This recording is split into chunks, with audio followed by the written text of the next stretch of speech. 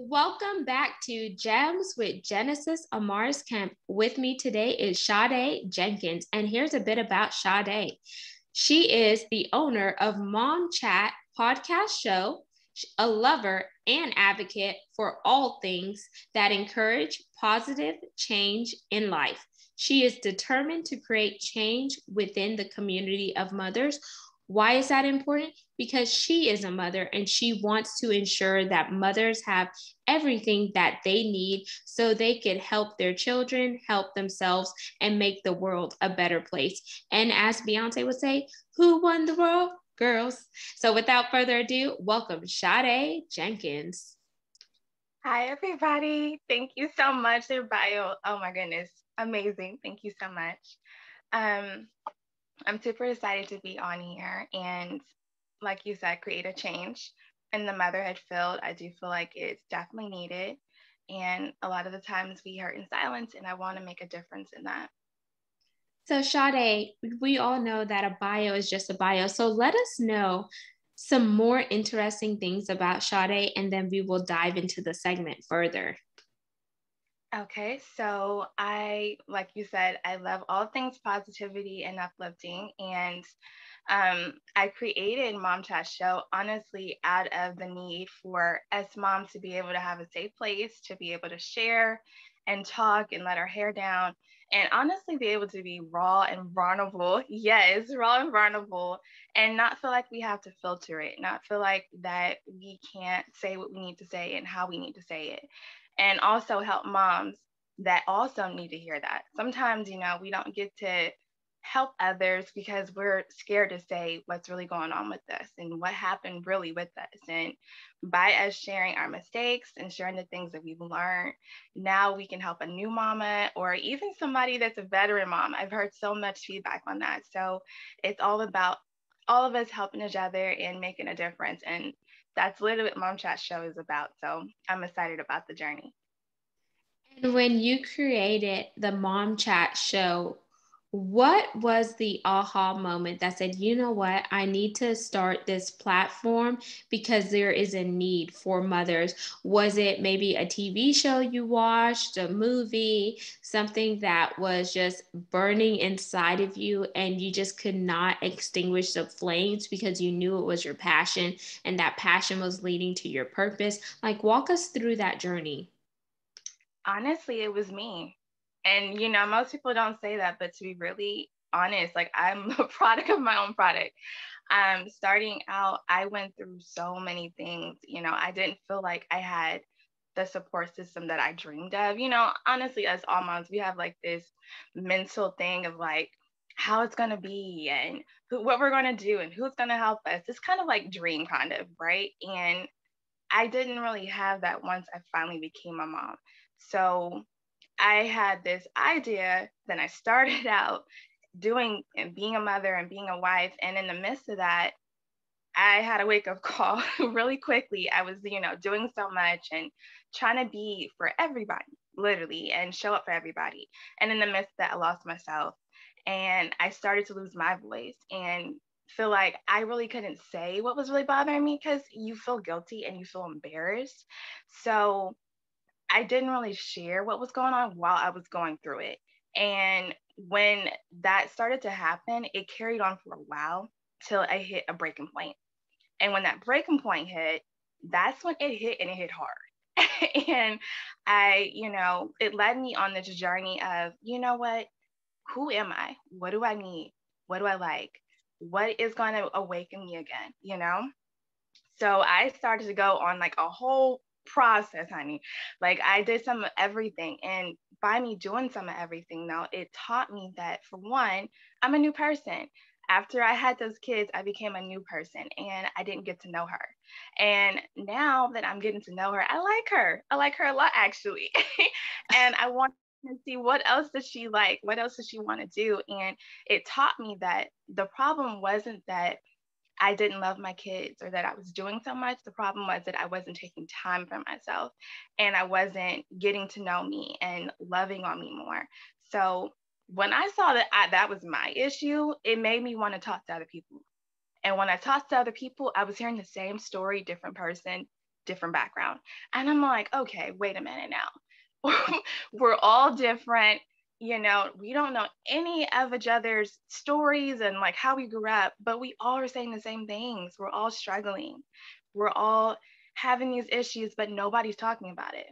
Nobody's saying anything. So, So I wanted question to there. change it. And I like that you said that you wanted to change it, but let's dive into a little bit of your personal background because that also factors into who you are as a woman and as a mother. Because sometimes the way that we were raised can also be from our background and what our parents showed us and what their parents showed them. So, what was growing up like for you? And how did that affect you when you became a mother? Okay. So growing up for me was very different than my lifestyle. So I grew up in a single parent household, and my mama was a go-getter. You know, she literally was working heavily to make sure that, you know, I was taken care of and that I had everything and beyond, and that I didn't feel like, you know, that I kind of stuck out between the other kids. She wanted to make sure that I felt equal to the other kids, even if we didn't have a lot. And I understood that early on. You know, I grew up also with my grandparents being all in the same house. So we were like a huge melting pot, you know? And that dynamic for me was amazing, honestly. Most people probably struggle with that, but I never felt like I didn't have enough ever, you know, because I felt like, you know, my grandfather was my dad in my eyes, and my grandmother, she was just another additional mama in my eyes too. So I had two moms in one house. And it was lots of love and lots of learning lessons because, you know, our elderly, they like to teach. And my grandma constantly added lessons within my life. Everything was a teachable lesson, everything was a teachable moment. Same for my mother. But I do feel like it was kind of hard at times, still kind of having it to be where it was just one parent doing everything. And the thing that I feel like I did see a lot was her constantly going and going and going. And that is something that I told her, like, I could already tell was embedded in me. I'm a go-getter. I am very busybody, and we're both givers. We both like to give and love on everyone and do a lot.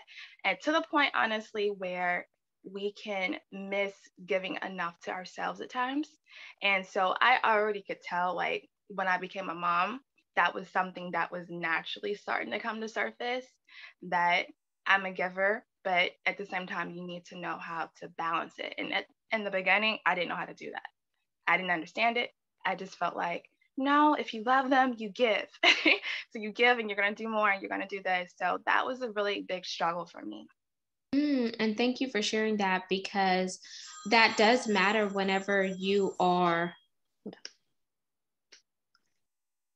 And it makes a difference how you grew up because sometimes people don't realize how your parents raised you or your parent or grandparents raised you can affect you whenever you get into your adulthood because you have some of those tendencies and you see what your parent did and you're like, oh, well, that's what I saw my parent do, that's what I should do, when in actuality you are your own individual and you are becoming yourself. And yes, the way that your parents did things may have worked, but it may not necessarily work for your lifestyle or the way that you want to raise your children or bring about your home. So I'm glad that you realize that you had to establish healthy boundaries because when we are givers by nature, because I'm a giver by nature, the people who take, they're constantly going to take until there's nothing else for them to take once they have sucked you dry. So I call them the leeches. Givers have to be mindful of the leeches, and we have to know how to set up those healthy boundaries.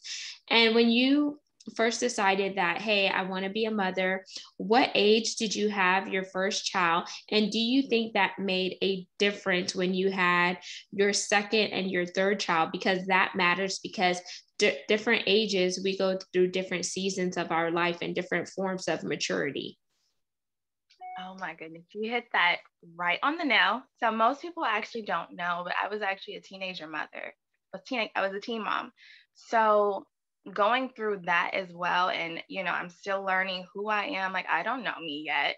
I'm a teen, for goodness sakes, So when I had my son, I had him at the age of 19. And that was a huge change for me. Like, oh my gosh, like, granted, I feel like I was kind of the type where I was always mothering, like the mothering type. So that was like instant, like, this is my baby, this is my world, So that was never an issue for me. Like, oh, I have to give up all these different things. I think the biggest thing for me was understanding, how do I show up as a mom? That was the hardest part, because you hold like this big yeah, like, weight on you of like, okay, I literally have a whole new person laying here looking at me like, what are you going to do for me? How can you help me with this? So knowing that was kind of scary. I'm not going to lie, like, it was really scary, and it was a huge adjustment. That part was an adjustment for me. And I feel like mentally I was constantly trying to like figure it out. Like, okay, well, the book said you should try this, or this show said this. So let me try this, And it took me a while to really learn my voice because of me being so young. So I had a lot of outside input in the beginning, a whole lot. And I struggled with that. It took me a long time to figure out, like, how do I want to mother? How do I want to show up for my kid versus what someone else tell me to do, or what do they think I should do, and what am I doing wrong? I didn't give myself a chance to understand, like, how do I want to do it? So that was big for me. And when you had your first child at 19, even though you said you're a teen, that's kind of like hashtag adulting, depending on who asks you, because 18 in America, well, I'm first generation America. It's like, oh, you're 18, you go off to college, you get out the house. But then different cultures, they want you to stay in the house until you get married and your husband takes you out. So when you had your first child, were you married or were you seriously dating? Because that can affect you being a mother. Because yes, you have a lot of external feedbacks, but at the end of the day, it's you and your child becomes your number one priority. But you also have to factor in yourself as an individual too, because yes, you are a mother, your role changed. You're no longer maybe that younger sister, that niece or whatnot. You have a whole person to take care of, and you can't just make your baby somebody else's responsibility. Although some people do it, but I said, hey, just because they do that does not mean that you need to do it if it does not work for you. So walk us through that. Okay, so starting out, me and my husband now, we were like seriously dating. And I was always the type like, honey, I am a working individual, independent woman. I am not trying to get married yet. I am trying to do this. So I was hard to lock down. I'm not gonna lie. I made it very hard. But starting out though, yeah, we were just seriously dating, and I was just honestly focused on my baby and what can I do to strengthen him and nurture him the best of my ability because of me being so young. And so I was with my mom for a long time, and then eventually we got engaged, and then I became a military wife, and that changed everything, obviously. But starting out though, yeah, it was just me and him against the world, and me trying to figure out, how does this motherhood thing work? So yeah. Mm-hmm. That is amazing. So it sounds like maybe y'all are high school sweethearts or something, and then you're a military wife. Now, what age did you have your second child, and how did you learn from that pregnancy and experience? Because now, two, you have a little bit more wisdom. You have skin in the game because you manage it with a whole child. Now you have two, so you're like, oh yes, I got this. But sometimes that second child is not always the same as the first child. So mothers, like, they like to say, oh, well, it worked for this child, it should work for when in actuality, no, because each baby is different. That is so accurate. So I actually had them 3 years apart. So he had plenty of time to be alone and be spoiled, and he loved it way too much. Because he was the only grandchild on both sides, so he was uber spoiled. And when I finally had my second son, it was like a whirlwind of difference because I wasn't on the go. Because when I got her pregnant with my first son, I was in college. So I was just like, go, go, go, go, go. Like I didn't sit down for anything. And with my second, it was like, oh, wow. So this is how it feels to actually sit still. This is how it feels to just do this and have someone to help you. And you're not doing all these different things. So it was very different.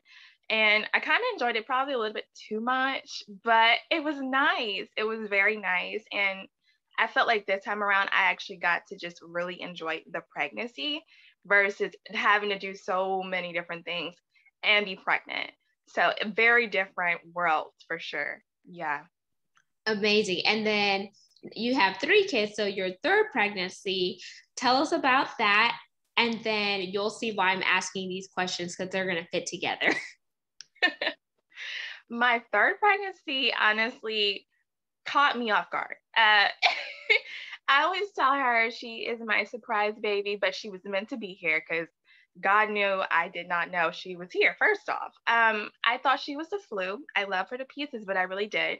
I wasn't sick with any of my other pregnancies, so I didn't experience all the normal things that they tell you. So I had no idea I was pregnant with her. I just knew I had a really bad flu and it wasn't going away. And I was like, this is not cute. I'm not feeling this. Then I found out I was pregnant with her, and that pregnancy was the most interesting one because with girls, you like you have a basketball in front of you, but everything else stays the same. So it was really confusing because I would turn, I'm like, oh, I don't look pregnant. And then one minute I'm like, no, you're girl, you pregnant. You're pregnant. You're full blown pregnant, actually. So yeah, with her, it was very different. And I honestly enjoyed the pregnancy, and I enjoyed having, the idea of finally having a girl, because I thought, you're not having one because boys run heavy in our families. So they were like, you're just going to have boys for the rest of your life. And I was like, I love my boys, but I want a girl. I want a mini me. And I finally got her, and I was like, oh my, now she's like me though. I said mini me, but not complete mini me. That's not what I was praying for. But you got to be careful what you ask for because she's exactly like me and looks like her father. So that's how that pinned out. But yeah, I love her to death though. And what age did you have her? I had her when I was in my, I believe, 26 or 27 years old. So the mentality was very different when I had her. I was actually a little bit more laid back with her. I can definitely say that.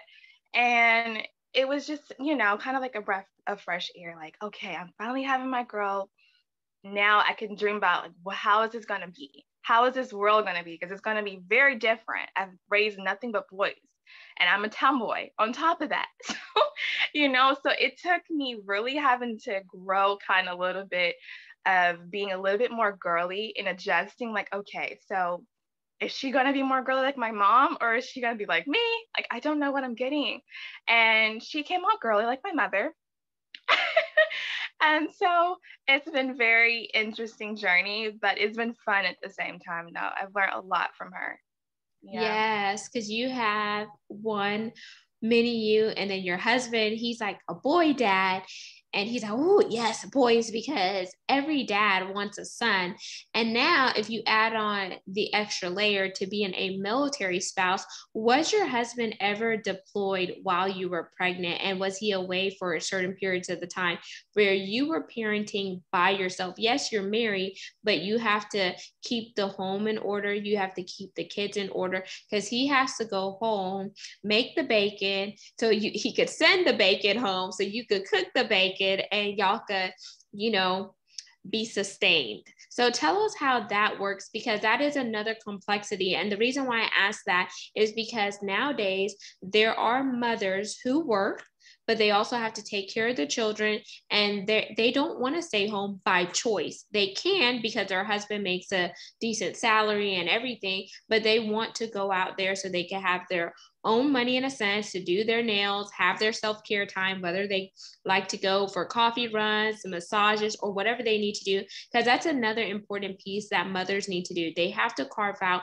self-care time, because it's hard enough being a mother, being a wife, being a caregiver, being the project manager for the house, being the CEO for the house. Then plus it comes time where you need to be intimate with your spouse and give your spouse that undivided attention. So you wear many hats and you're juggling. So let's just be real. Like let's open Pandora's box and talk about how is it being a military spouse? Because that could also help women whose husbands are either working out of the country, whether they're in oil and gas, whether they're a pilot, or whatever the case may be. Well, I would not lie to you and say it is easy, because it's far from easy. That would be a lie. I always say it's like we are married and single moms and married together, literally. Because when I had my first son, he was actually deployed that whole pregnancy. Yes, that's why I said I wore all the hats. So when I had my second son, it was like, oh, okay, so this is how it feels to have two people, because he was gone the whole time. He didn't come back until literally the time for me to have my son, like just in time. So it was very interesting trying to do all those things and get to doctor appointments on myself and do everything, and to actually experience it like, oh, wow, someone's actually here with me. They're seeing the ultrasound. Okay, this is so nice, and I'm not doing it alone or having friends coming in and out. So, question, did you ever think about hiring a doula? Because I know some military spouses, they hire a doula or a midwife to help them in the absence of their husband. That way, someone could be there, especially depending on what type of pregnancy you have. You may need someone to drive you to your doctor's appointment, or you may just want that emotional support to be there. So I didn't even know about doulas, girl, because of the fact that I was so young. And no one in my family, like, I'm more holistic now, but in that time period, I knew nothing about, like all the different options. And all I knew about was you can either have a natural birth or you can have a C-section. Which one you doing? Which one you doing? And everyone in my family had C-section. So in my head, I'm like, okay, so does that mean I'm going to have a C-section? I mean, I don't want to get cut on, but I know it comes with the territory. So I'm like, okay. And, when I went through the stages of going through pregnancy with my first son, they never mentioned it. It was never brought up. And I was like, now when I learned it with I believe my third child, I was like, wait a minute now. So nobody ever told me about doulas and all these different natural births and water births. Like, I would have been totally open to it, but I didn't know. So I ended up having 3 C-sections. And honey, that is not for the weak. It is it is not set up for people. Like, it's not easy being cut on over and over. And with my first son, I got cut on and I had a C-section, but my husband, that was like my boyfriend at the time, he had to go back to his duty station. So I went through that healing process by myself. And, and then like with my other ones, like I went through similar things too, where he would leave and I would have to just hold the fort, like, there was a minute there where my second son, he was about 3, and my first son, first son was 3, second son was a baby, and he had to go, and he was gone for about 2 to 3 months straight. And that was not easy, because I was juggling being in a new location, having 2 kids, one that's very new, and you're in a new place, you don't know much, you don't know anybody, and you're just trying to figure it out. So you're figuring out with 2 kids, so yeah, the lifestyle is definitely can be kind of like tough at times, but it's worth it though. But, yeah. Wow, that's commendable that you did that, because it is hard to go to a new place, even if you're by yourself, where you're unfamiliar, you don't have any friends, or you don't have anyone to lean on, that support system. Whenever you actually then you add on the kids to it, and they are your priority, because you can't just pawn your kids off on other people, then with your husband being gone. So it's like Sister Soldier over here is manning everything. So as we begin to wind down, I want you to tell those who are either mothers, or they're thinking about becoming a mother, or anyone who maybe have that idea and they're like, ooh, should I do it? Should I not? Should I, have my own baby? Should I adopt? Because there's so many people that, have had kids, but, they don't know how to treat that kid and I just want to love them, or I don't want to put my body through that. You know what? I'll just get a surrogate. I got the dough, so I could spend. I got money to blow, or whatever. So, give us some top tips for those who are listening. My biggest thing that I'm like a huge advocate for, because, motherhood has so many outside opinions already. My biggest thing is what works for you. Like, what is going to make you feel at your best? Like, is it, adopting? Is it fostering? Like, what is it that you want? Because a lot of times we have so many people tell us that, no, don't do that, because they're placing their fears onto us, versus giving us that option to be like, well, I know this. What would you like to do? This is what I know. Then you run with it and do what you want. So, yeah, there's so many options and so many babies to love. So I would never tell anybody to just only have a baby, because there's a lot of babies out there that don't have homes. So why not take that opportunity too? Because I know some people that have had their own kids and have also adopted and fostered additional babies because they just wanted to have a melting pot and share love. So it's up to you, and it's up to what makes you feel good. That is amazing advice. Do what works for you, because other people like to project their insecurities and their preconceived judgments and notion onto you because maybe it didn't work for them. But just because it didn't work for them does not mean it's not going to work for you. So use your own wisdom, listen to your spirit, have discernment, and follow your intuition, and it will never lead you astray when it comes to you tapping into motherhood. Whether you naturally push those kids out, whether you have them pulled out, whether you have them birthed in a pool, or whatever the case may be, do what's good for you, boo. And I want you to leave the listeners with 1 or 2 gems, and then we're going to close this show out. So the gems that I would give to, honestly, new moms, and honestly, I feel like even if you're a veteran mom and you're having your second or third, is to take care of you. To take care of you and to understand that those things that are in the house, those things that need to be done, there always will be there. But your health and your mental health and how you feel, those things need to be taken care of just as much as all those extra things, and as much as you take care of your baby. And I learned that the hard way. So if I can share that with you so that you don't have to bump your head constantly to learn it, then please take that. And another thing is, be kind to yourself. Be kind. You're going to have moments where you're going to make mistakes. You're going to have moments where you're not going to know everything. Believe me, you're going to learn as you go. I always say that mommyhood is like a journey. It's a process. You're going to have those up moments and those down moments. Everything's not going to go smoothly, and that's okay. It's a learning process. So some days you may know it and you may be like, okay, I got this. And then some days you're just going to be like, I just don't know. I don't know. And that's okay to ask people or to, figure out things as you do it too, and or just allow yourself to make the mistake. And that can be hard at times, to allow yourself to just, flatline, but that's how you learn. That's how you learn, and that's how you grow as a mom. And I had to do a lot of those moments too, where I allowed myself to just do it. And by me doing that, I learned something new for my next child or for another moment so that I could do it better. So be kind and take care of yourself. Amazing. Give yourself grace and mercy, and know that you do matter. And Sade, tell the listeners once again who you are, how they could connect with you on social media, and all of this information will be in the show notes as well. All right. So my name is Sade. I'm a self-care management coach, and I also am the owner of Mom Chat Show. And you can find me on Mom Chat Show on IG, or Coach Sade on IG as well. And I would love to help you in any way I can. And there you have it, listeners and viewers of Gems with Genesis Amaris Kemp. You just heard the Mom Chat Show CEO and founder, Sade Jenkins.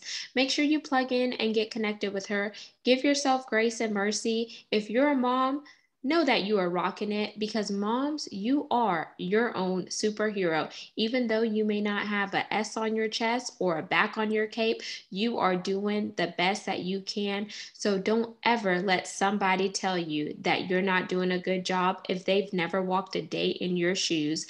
And until we chat next time, peace, love, and lots of blessings. Have an amazing day.